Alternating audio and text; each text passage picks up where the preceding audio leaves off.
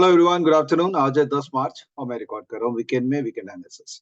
दोस्तों, आज डिस्कस करेंगे लास्ट वीक के अंदर में क्या हुआ मार्केट में, आने वाले कुछ दिनों में मार्केट में क्या हो सकता है। और आज एक बहुत इंपॉर्टेंट टॉपिक पे चर्चा करेंगे, टाटा सन्स के बारे में। लास्ट वीक काफी चर्चा हुई टाटा सन्स को लेके, टाटा सन्स का आईपीओ आ सकता है और कई स्टॉक्स के स्टॉक प्राइसेस भी बढ़ने लग गए। स्टॉक्स जो कि टाटा सन जो स्टॉक्स में टाटा टाटा सन्स जिन कंपनी ने टाटा सन्स के अंदर में स्टेक ले रखा है, मैं क्या बोल रहा हूँ। ऐसे तो बहुत सारी कंपनीज है जो टाटा सन्स जिसमें शेयर होल्डर है, बट ऐसी कुछ कंपनीज है जो खुद शेयर होल्डर है टाटा सन्स में, बिकॉज ऑफ क्रॉस होल्डिंग। तो उन स्टॉक्स के अंदर में अच्छा खासा बढ़त दिखा है। एंड ऑब्वियसली टाटा सन्स जो है towards the end of the week उन्होंने क्लैरिफिकेशन दिया है कि वो कोशिश कर रहे हैं कि उनको आईपीओ का रूट ना लेना पड़े और वो डेट को री अलाइन कर लेंगे, ताकि जो आरबीआई की रिक्वायरमेंट है एनबीएफसी की, जो कि एक रिक्वायरमेंट है आरबीआई की कि एक कैटेगरी ऑफ एनबीएफसी होती है, अगर वो कैटेगरी ऑफ एनबीएफसी आप बन जाते हैं तो आपको अपने आप को लिस्ट करना पड़ता है 3 साल के अंदर में। तो टाटा सन वो एक कैटेगरी ऑफ एनबीएफसी बन चुकी है, इसीलिए लिस्टिंग का रिक्वायरमेंट हो रहा है, but they will try to move away from that process. और आज हम लोग इस वीडियो में डिस्कस करेंगे क्यों टाटा टाटा सन्स को लिस्ट शायद नहीं कराना चाहेंगे। तो सबसे पहले मार्केट्स का ओवरव्यू बना लेते हैं, स्टॉक्स टू वॉच कर लेते हैं, सारी बातें कर लेते हैं, फिर टाटा सन्स की बातें अपने करेंगे। तो वीडियो बंद कर दे रहा हूँ और स्क्रीन शेयरिंग कर रहा हूँ। Let us start discussing about the markets overall. तो ओवरऑल मार्केट का व्यू बनाना है तो ऑब्वियसली हमको डॉलर इंडेक्स पे व्यू बनाना होगा। तो डॉलर इंडेक्स पे तो व्यू बहुत ही आसान है बनाना। अभी आज के रेट में तो ये इसके नीचे चला गया, 103 के नीचे। क्या रीजन है कि डॉलर इंडेक्स इतना कमजोर हो गया।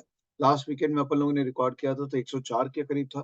अचानक से डॉलर इंडेक्स में ऐसा क्या हो गया कि नीचे चला गया।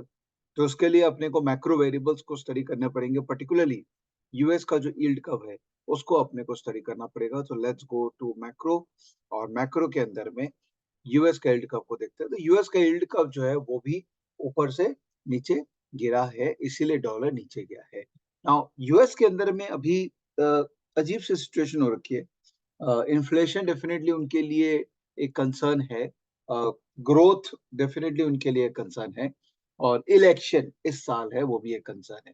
तो वहां पे किसी भी तरह का एक सिंगल डायरेक्शन व्यू बनाना कि इंटरेस्ट रेट नीचे ही जाएगा या इंटरेस्ट रेट ऊपर जाएगा, ये भी आज के डेट में काफी टफ हो रखा है। इसीलिए देखिए, यहाँ पर एक इंटरेस्ट रेट ऊपर जाने की बातचीत हुई थी, इसके कारण डॉलर ऊपर गया था। अब अचानक से इंटरेस्ट रेट नीचे जाने की बातचीत हो गई है तो डॉलर नीचे चला गया। तो वहां पे थोड़ा सा अभी मुझे लगता है कि अनसर्टेनिटी है इन टर्म्स ऑफ क्लैरिटी कि कहाँ इंटरेस्ट रेट मूव कर रहा है। और अगर वो क्लैरिटी नहीं है तो डॉलर इंडेक्स में भी क्लैरिटी नहीं है। बट हैविंग सेड दैट, हमारा मेंटर तो डॉलर इंडेक्स है, तो डॉलर इंडेक्स अगर नीचे अभी जाने लग गया है तो हमको इक्विटी मार्केट में पॉजिटिव रहना है। यही डायरेक्शन हमको इक्विटी मार्केट्स ओवरऑल में भी दिखता है। चाहे वो इमर्जिंग मार्केट में देखिए, ये अपने हाई पॉइंट पे आ गया, चाहे आप नस्डैक को देखें तो ये भी अपने हाई पॉइंट पे आ गया, और अगर अपने डाउ जोन्स को देखें तो वो भी अपने हाई पॉइंट पे आ गया। सिमिलरली निफ्टी भी अपने हाई पॉइंट पे है। तो ये जो पूरी तेजी निफ्टी में बनी है, ऑब्वियसली इंडियन मार्केट काफी फेवरेबल है, पॉलिटिकल सर्टेनिटी आ गया, ब्ला ब्ला ब्ला, बट ये जो तेजी है ये ग्लोबल इक्विटी की तेजी है जो अभी भी इंडिया में कंटिन्यूड है। ना इक्विटी की तेजी तो हमको समझ में आती है, बट क्वेश्चन ये है कि क्या ब्रॉड बेस्ड जो तेजी जो स्मॉल कैप मिड कैप में चल रही थी, क्या वो कंटिन्यू रहेगी?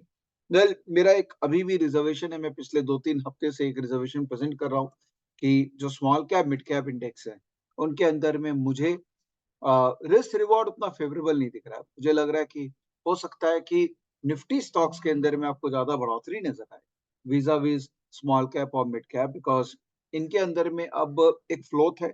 Although India is growing, earning growth हो रहा है, सब कुछ बहुत पॉजिटिव है इंडिया के लिए, बट वैल्यूएशन भी कुछ होता है। Growth can not be capitalize by buying at any price, one has to be very mindful कि वो क्या ले रहा है और कब ले रहा है। तो मेरी आपको यही सजेशन रहेगी कि बी वेरी वेरी सिलेक्टिव, और अच्छे स्टॉक्स में जहाँ फंडामेंटल बैकिंग है उनमें अगर आप पैसा डालेंगे तो लॉस होने की पॉसिबिलिटीज जो है वो कम हो सकती है। आप देखिए, अगर मैं मिड कैप इंडेक्स और स्मॉल कैप इंडेक्स का पूरा चार्ट को स्टडी करूं तो पिछले कुछ 2 साल के मैं चार्ट को अगर स्टडी करूं तो ये अच्छा खासा मूवमेंट, और अगर मैं मंथली चार्ट देखूं तो उसमें भी आपको नजर आएगा कि ये काफी एक्सपेंसिव जोन में अब जा चुके हैं। मैं प्राइस एक्शन से नहीं जज करता हूँ, मैं ओवरऑल वैल्यूएशन प्लस जो मोमेंटम है उससे भी जज करने की कोशिश करता हूँ। तो धीरे धीरे इनमें मोमेंटम भी स्लो हो रहा है। देखिए जैसे जैसे प्राइस ऊपर जा रहा है वैसे वैसे मोमेंटम स्लो हो रहा है। तो डेफिनेटली एक शॉर्ट डेफिनेटली नहीं करना अपने को।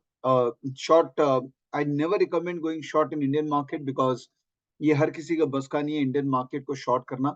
और उस शॉर्ट को मैनेज करना रिस्क को, it is extremely difficult exercise. तो मैं कभी रिकमेंड नहीं करूंगा शॉर्ट करने के लिए। बट मैं डेफिनेटली ये बोलूंगा कि be mindful of stocks you are putting your money in, जो फंडामेंटली सही है और जिसका फंडामेंटल्स आपको समझ में आता है, खाली उसी में पार्टिसिपेट करिए तो आप पीस ऑफ माइंड में रहेंगे। फंडामेंटल जज करने के लिए देखिए बहुत सारे तरीके हैं। सेक्टर एनालिसिस देखिए, यहाँ से अपने को पता लग जाता है कि कौन कौन से सेक्टर्स है जिसके अंदर में अर्निंग ग्रोथ है रेगुलरली, और उन्हीं सेक्टर्स पे अपने को फोकस करना चाहिए। या सेक्टर रोटेशन अगर हम देखते हैं तो यहाँ से हमको पता लग जाता है कि कौन कौन से सेक्टर्स है जिसमें डिलीवरी इंटरेस्ट आ रहा है। जैसे फ्राइडे को अगर आप देखें तो एब्रेसिव और केमिकल सेक्टर में काफी डिलीवरी इंटरेस्ट आया है। तो केमिकल के अंदर चलते हैं, तो यहाँ पर केमिकल में पेस्टिसाइड और एग्रो केमिकल के अंदर में काफी डिलीवरी बढ़ा है।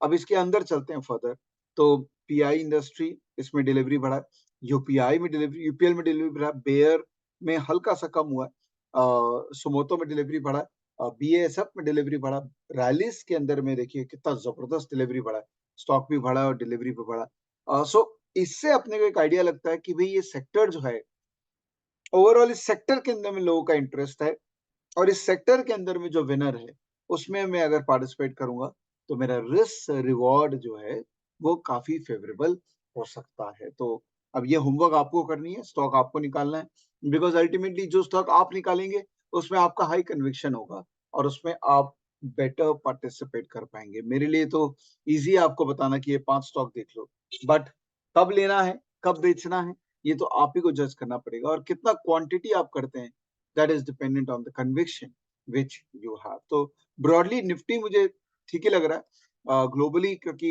ठीक का माहौल है, और स्मॉल कैप मिड कैप मुझे एक्सपेंसिव लग रहा है, तो वहां पर I will be very selective. और टॉप 100 स्टॉक जो इंडिया के, विच इज निफ्टी और जूनियर निफ्टी कंबाइन, इनके अंदर में अगर मोमेंटम में कुछ मिलता है तो उसमें पार्टिसिपेट करने में मुझे कोई प्रॉब्लम एज सच अभी नजर नहीं आ रही है।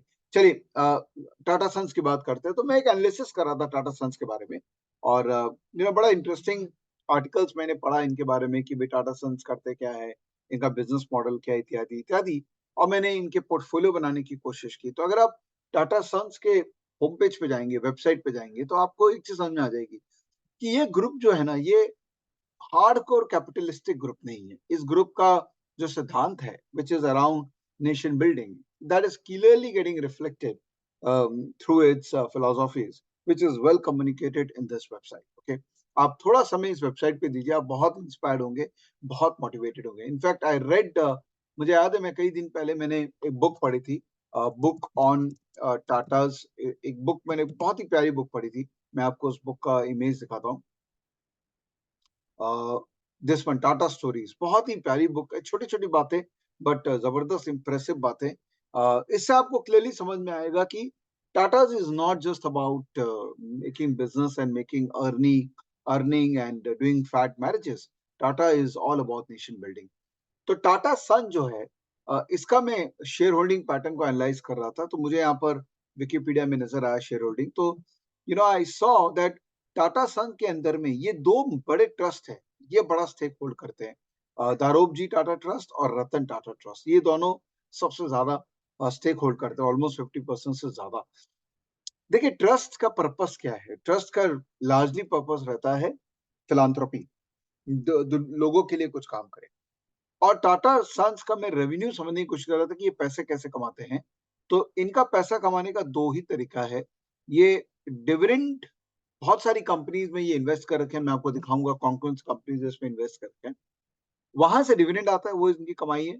और ब्रांड की लॉयल्टी फीस, तो टाटा ब्रांड जो ये ओन करते हैं, जो जो कंपनी टाटा ब्रांड को यूज करती है उसका लॉयल्टी अर्निंग जो है वो टाटा में आता है। इसका मतलब टाटा का कोर ऑपरेटिंग बिजनेस नहीं है कुछ भी, it is more around investing and जो इंटेंजिबल ब्रांड है उसका जो अर्निंग, वो उनके लिए एक अर्निंग है। तो अगर मैं एक सेन माइंड से सोचूं, अगर एक बिजनेस माइंड से सोचूं, तो as an investor will I invest in a company जिसका बिजनेस खाली दूसरे कंपनी में इन्वेस्ट करना है और अपने ब्रांड को लैंड करना है? लॉजिकली नो, बिकॉज ये दोनों ही बहुत ही नॉन ऑपरेटिंग एक्टिविटीज हैं, और वैल्यूएशन जो है उसी कंपनी को मिलता है जिसका कोई ना कोई बिजनेस ऑपरेशन हो। ओके, और तो मैं ये नहीं कहता हूँ टाटा सन का बिजनेस ऑपरेशन नहीं, आज वो फिलांथ्रोफी भी कर रहे हैं तो एक ऑपरेशन तो चला ही रहे हैं, but from a shareholder perspective does it make sense for me to invest in a company जिसका डायरेक्ट बिजनेस ऑपरेशन नहीं? मुझे लगता है Tata Sons will not like to list Tata Sons. Okay, मुझे नहीं लगता है। अगर करना होता तो बहुत हम पहले कर चुके होते, बिकॉज लिक्विडिटी की प्रॉब्लम उनको बहुत पहले थी। लिटरली बैंकरप्सी की तरफ कई उनकी कंपनीज थी, चाहे वो टाटा स्टील देख लीजिए, टाटा मोटर देख लीजिए, बड़ी बुरी हालत में वो लोग थे। उसके बाद भी they were not in mood to capitalize on that brand value which Tata had. 1917 से ये uh, ये सेटअप है। अब आज तक तो आईपीओ आया नहीं इसमें। मुझे नहीं लगता है कि टाटा सन्स किसी भी इंटरेस्ट है इनका कि वो आईपीओ लेके आएंगे। तो ये जो एक स्पेकुलेशन हुआ था, डेफिनेटली स्पेकुलेशन के अंदर में कुछ स्टॉक बढ़े। अच्छा, मैंने ये भी कोशिश की निकालने के लिए कि टाटा सन्स किस किस कंपनी में स्टेक होल्ड करता है। तो मैंने एक इन्वेस्टर ग्रुप सेक्शन है स्टॉकेज का, वहां पर आप इन्वेस्टर ग्रुप्स के हिसाब से उनके स्टेक्स निकाल सकते हैं। जैसे फॉर एग्जांपल मारुति किस किस कंपनी में स्टेक होल्ड करता है, इत्यादि इत्यादि। तो मैंने टाटा सन्स का देखा, तो टाटा सन्स जो है वो इतनी सारी कंपनीज में इतना स्टेक होल्ड करता है। टीसीएस में 73%, टाटा इन्वेस्टमेंट कॉर्पोरेशन में 68, टाटा पावर में 45, टाटा मोटर्स में 43। तो ये सारी कंपनीज का जो क्यूमुलेटिव वैल्यूएशन है, और टाटा सन का stake equivalent to that valuation, वो ultimately should get reflected in Tata sons. That was the whole logic of giving valuation to Tata sons, because ultimately it's a hold co, it's a holding company. In fact स्टॉकेज के अंदर में भी हमने ये business houses के अंदर में सारे टाटा कंपनीज को जोड़ के अ, किस कंपनी में क्या स्टेक है वो भी हमने यहाँ मेंशन किया। जैसे टीसीएस के अंदर में 72% है। This some may be by Tata son, some may be by other Tata group company. Tata motor के अंदर में 46 है, टाइटन में 53% स्टेक है टाटा ग्रुप का। किस किस तरीके से मैं आपको दिखाता हूँ। इसमें टाटा सन्स भी है, टाटा इन्वेस्टमेंट कॉर्पोरेशन भी है, टाटा केमिकल भी है। तो जितने भी टाटा ग्रुप कंपनीज है, अगर मैं उन सबका स्टेक अगर जोड़ दूं, तो 53% स्टेक जो है वो टाटा ग्रुप होल्ड करता है। इनफैक्ट टाटा ग्रुप जो है, अगर ग्रुप लेवल पे मार्केट कैप देखें तो 32 लाख करोड़ मार्केट कैप है टाटा ग्रुप का है। इनफैक्ट मुकेश अंबानी ग्रुप का है तकरीबन 22 लाख या 23 लाख करोड़, वेरएज टाटा ग्रुप का है 32 lakh crore. This is the kind of wealth this group holds by virtue of having stake. In fact, it is the biggest group in our country as far as value is concerned. Okay, तो Tata group तो बहुत अच्छा है। और Tata group के जो stocks है उनमें काम तो करना चाहिए, बट टाटा सन का आईपीओ आने वाला है इसलिए मैं काम करूं, मैं उस थॉट प्रोसेस से प्रभावित नहीं हूं। तो मैंने क्या किया, मैंने टाटा ग्रुप का एक वॉच लिस्ट बनाया यहाँ पे ट्रेडिंग व्यू में। मैंने यहीं से डेटा लिया, जो स्टॉकेज के अंदर में हमारे पास जो बिजनेस हाउस का जो टाटा का डेटा है, यहीं से मैंने डेटा लिया है कि कौन कौन से स्टॉक्स है जिसमें टाटा होल्ड करते हैं, और ये सारी कंपनीज दिख रही हैं। अब ये कंपनीज को मैं थोड़ा सा ब्रॉडर व्यू लेके एक व्यू बनाऊंगा, जिसमें मैं मंथली चार्ट और वीकली चार्ट इसको दिमाग में रख के मैं पोजीशन अगर मुझे बनाना है तो मैं बनाऊंगा। जैसे सबसे पहली कंपनी है एसीजीएल। एसीजीएल क्या है, सर्च कर लेते हैं इसमें एसीजीएल।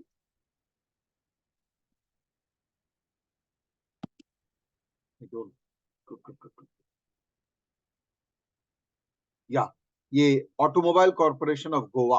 ओके, सो इसके अंदर चलते हैं। ये बीएससी में लिस्टेड है, एनएससी में लिस्टेड नहीं है। 2207 का इसका भाव है। ये कंपनी का अगर मैं थोड़ा अंदर में जाके देखता हूँ कि इसका बिजनेस मॉडल क्या है, ये ऑटो एंसिलरी कंपनी है। तकरीबन 1300 करोड़ का मार्केट कैप है, 38 का पी में ट्रेड कर रहा है। और इसका मैं अगर रेवेन्यू ग्रोथ देखूं तो वो आपको स्टॉकेज से भी मिल जाएगा, ट्रेडिंग व्यू से भी। तो पर इसका ग्रोथ पैटर्न देखे तो सेल्स ग्रोथ सीएजीआर पिछले 10 साल का है 6%, एबिटा है 4%, 5% नेट प्रॉफिट ग्रोथ है, बट स्टॉक प्राइस जो है वो 24% ग्रो कर चुका है।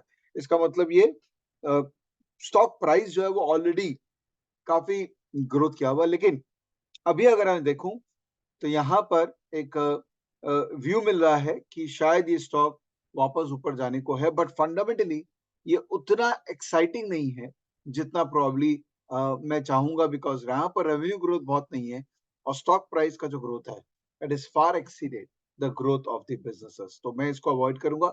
उसके बाद चलते हैं रैलीज के अंदर में। मैंने रिसेंटली बसंत जी का एक वीडियो रिकॉर्ड किया था, बसंत इंदौर, फेस टू फेस मैंने किया था उनके साथ, और वो रैलीज के बहुत बड़े भक्त हैं, तो उन्होंने स्टॉक के बारे में बताया था। रैलीज रैलीज का आप देखिए अगेन स्टॉक प्राइस के अंदर मूवमेंट है, लेकिन रेवेन्यू पॉइंट ऑफ व्यू से आप देखो तो फ्लैटिश है, सीजनैलिटी आती है, बहुत ज्यादा ग्रोथ नहीं है इसके अंदर में, एबिटा ग्रोथ नहीं है, लेकिन स्टॉक एक्सपेंसिव हो गया है। तो मैं, अगर मुझे मोमेंटम खेलना है तो मैं खेल सकता हूँ, बट फंडामेंटली अगर मैं इसको इवेल्युएट कर रहा हूँ तो मुझे थोड़ा अवॉइड करना चाहिए। टाटा केमिकल, वाह, look at this. Now Tata chemical के अंदर में देखिए प्रॉब्लम ये है कि रेवेन्यू नीचे जा रहा है, एबिटा भी नीचे जा रहा है, ऑल्दो स्टॉक बहुत ज्यादा एक्सपेंसिव नहीं है बट मोमेंटम आ रहा है, तो ये माइंड में रखना पड़ेगा कि ये प्योर मोमेंटम ट्रेड है। और टाटा केमिकल इसलिए बढ़ा क्योंकि टाटा सन्स के अंदर में टाटा केमिकल का थोड़ा स्टेक है। ये भी अगर आप गूगल में सर्च करोगे, मैंने गूगल में भी सर्च किया था, ये stake by Tata companies in Tata Sons, तो उसके अंदर में मुझे कुछ न्यूज आर्टिकल मिले थे, बिकॉज ये आपको इन्फॉर्मेशन टाटा की balance sheet download, Tata Sons की बैलेंस शीट डाउनलोड करके ही मिलेगी, तो मैं वो कर नहीं पाया। तो इसके अंदर में देखो कि कुछ कुछ कंपनीज है, टाटा केमिकल का 2.5% स्टेक है, टाटा इंडस्ट्रीज का इतना है, टाटा स्टील का कुछ क्रॉस होल्डिंग है। तो from that perspective Tata chemical इसलिए बढ़ा क्योंकि टाटा सन का उसके अंदर में स्टेक है। अदरवाइज फंडामेंटली अभी ये स्टॉक ग्रो नहीं कर रहा है, इनफैक्ट डीग्रो कर रहा है फ्रॉम अ फंडामेंटल पर्सपेक्टिव, तो मैं इसको भी नहीं देखूंगा। Tata power is one of my favourite stocks, मुझे बहुत पसंद है पावर सेक्टर ओवरऑल, और मुझे लगता है कि जो पूरा पावर रेवोल्यूशन आ रहा है इंडिया में, इसमें ये कंपनी को बहुत बड़ा बेनिफिट मिलेगा। तो this company definitely I would like to buy at lower level, जब ये मौका मिले तो इसको मैं ट्रैक में डालता हूँ। नेल्को बहुत सुंदर, आप देखिए दीज आर द स्टॉक्स जहां पे रेवेन्यू ग्रोथ है, बेटा मार्जिन ग्रो कर रहा है, मोमेंटम आया है। अभी वीकली में मोमेंटम नहीं है, बट प्रॉब्ली इसके ऊपर जाएगा तो मोमेंटम आएगा, तब मैं पार्टिसिपेट करूंगा। खाली प्रॉब्लम ये है कि थोड़ा महंगा हो गया है विज अभी हिस्टोरिकल पी जो इसका नीचे चलता था, काफी हाई एक्सपेक्टेशन है स्टॉक के अंदर में, इसीलिए पी री रेटिंग होके ये महंगा हो गया। अगर एक्सपेक्टेशन पूरा नहीं हुआ तो इसकी पिटाई पड़ जाएगी, तो one need to be very mindful in putting money in the stocks. In fact ये कॉमन ट्रेंड देख रहा हूं मैं अभी, मैक्सिमम सेक्टर्स के अंदर में पी री रेटिंग हो चुकी है, and lot of sectors are trading at a high PE, which means that lot of expectation is there in the market. और अगर कोई भी क्वार्टर में रिजल्ट खराब आया तो उन स्टॉक्स की पिटाई पड़ जाएगी, तो one needs to be again very mindful in the stock where someone is investing. असल अगेन स्टॉक प्राइस बढ़ गए लेकिन EBITDA मार्जिन उतना नहीं ग्रो कर रहा है, मोमेंटम है, most of these stocks are momentum. और अगर आप मोमेंटम ट्रेडर हैं तो फंडामेंटल मत देखिए, खाली मंथली मंथली को मत देखिए, रादर आप वीकली और डेली का कॉम्बिनेशन करके मोमेंटम देख के बस मोमेंटम में पार्टिसिपेट कीजिए। बट अगर आप फंडामेंटल जस्टिफिकेशन देख रहे हैं, विच मुझे लगता है कि इस मार्केट के अंदर में थोड़ा फंडामेंटल जस्टिफिकेशन भी देखना चाहिए। अगर आप फंडामेंटल जस्टिफिकेशन देख रहे हैं तो only and only put money in दो टाटा स्टॉक्स जहां पे फंडामेंटल्स भी जो है वो जस्टिफाई कर रहा है। फंडामेंटल्स में सिंपल है, रेवेन्यू ग्रोथ है, एबिटा मार्जिन सेम है, ये एक्सपैंड कर रहा है, और पी मल्टीपल्स जो है वो भी एक्सपैंड कर रहा है। Tata motor, what a beautiful chart. बाकी सब टाटा कंपनी से तो मुझे टाटा मोटर बेटर लगता है, बिकॉज यहाँ पर आपको नंबर दिख रहा है, बट ऑल्दो ये भी अभी ओवरबॉट जोन में चला गया है, मे बी थोड़ा सा कूल ऑफ हो तब मुझे पार्टिसिपेट करना चाहिए। सी, इफ आई लुक एट मोटामोटी all the mid cap and small cap and very different that kind of a market, आपको सब स्टॉक में ट्रेंड अभी नजर आएगा कि most of the stocks have become overbought, और अपने जो पी है पी को एक्सपैंड कर चुके हैं, तो रिस्क रिवॉर्ड अभी मुझे उतना फेवरेबल नहीं दिख रहा है।